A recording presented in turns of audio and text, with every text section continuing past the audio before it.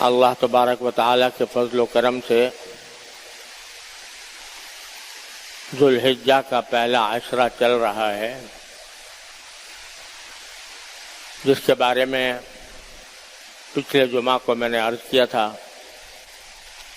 کہ نبی کریم سرورد عالم صلی اللہ علیہ وسلم کی حدیث کی روشنی میں یہ ایام ایسے ہیں کہ ان میں ہر قسم کی عبادت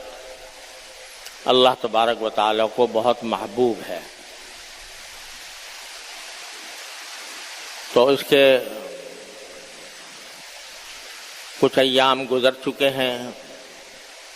اور کچھ باقی ہیں۔ اللہ تبارک و تعالیٰ اپنے فضل و کرم سے ہمیں ان کی قدر پہچاننے کی توفیق عطا فرمائے، اور اس میں اللہ تبارک و تعالیٰ اپنی طرف رجوع اور انابت کی سعادت سے ہمیں بہرہ فرمائے۔ اب جو دن باقی ہیں ان میں کچھ ایسی عبادتیں ہیں جو ان دنوں کے ساتھ خصوصیت رکھتی ہیں، اور 9 ذی الحجہ کو یعنی منگل کے دن، آنے والے منگل کے دن، اس کو یوم عرفہ ہے ہمارے لحاظ سے، اور یوم عرفہ کا روزہ رکھنا، اس کے بارے میں نبی کریم صلی اللہ علیہ وسلم نے یہ فضیلت بیان فرمائی ہے کہ جو شخص یوم عرفہ کا روزہ رکھے اس کو اس کے 1 سال پہلے کے اور 1 سال بعد کے اللہ تعالیٰ گناہ معاف فرما دیتا ہے۔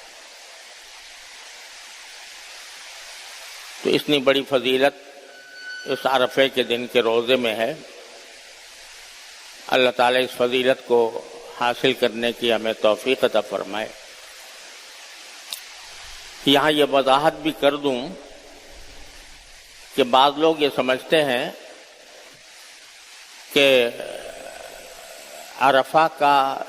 دن ہمارے لحاظ سے بھی وہ دن ہوگا جس میں حجاج عرفات میں وقوف کرتے ہیں۔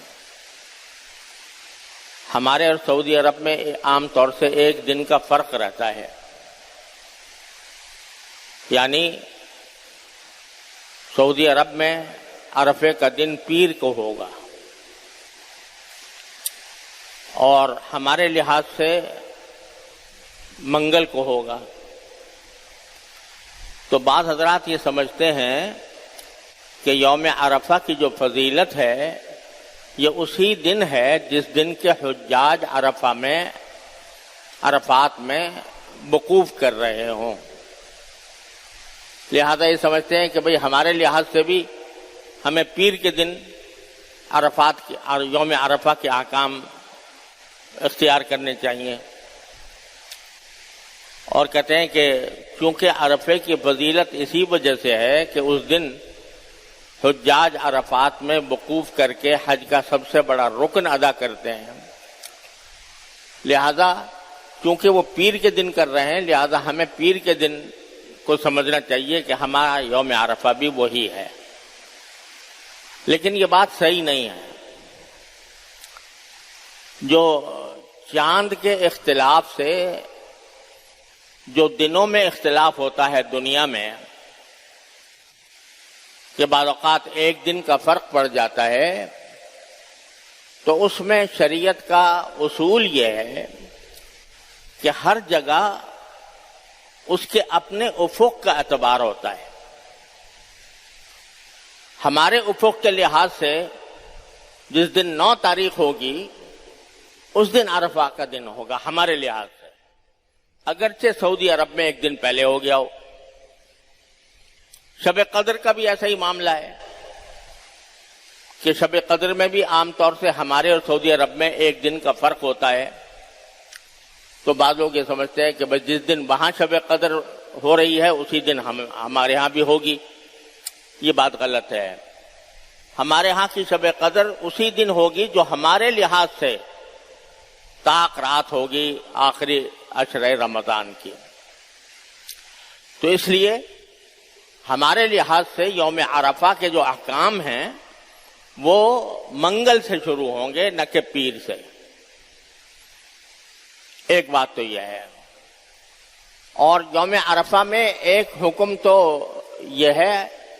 حکم سے میری مراد یہ کہ فضیلت بیان کی گئی ہے عرفے کے دن روزہ رکھنے کی، کہ 1 سال پہلے اور 1 سال بعد کے گناہ اللہ تعالیٰ اس سے معاف فرما دیتے ہیں. لیکن یہ بھی سمجھ لینا چاہیے کہ جن جن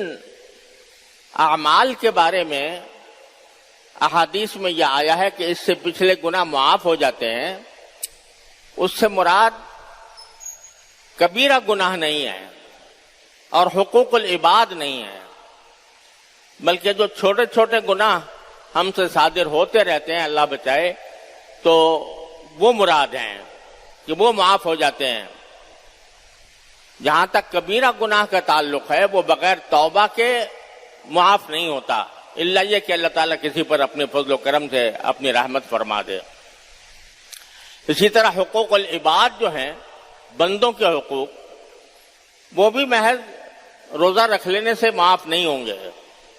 جب تک کہ صاحب حق کو اس کا حق نہ پہنچایا جائے یا اس سے معافی نہ مانگی جائے.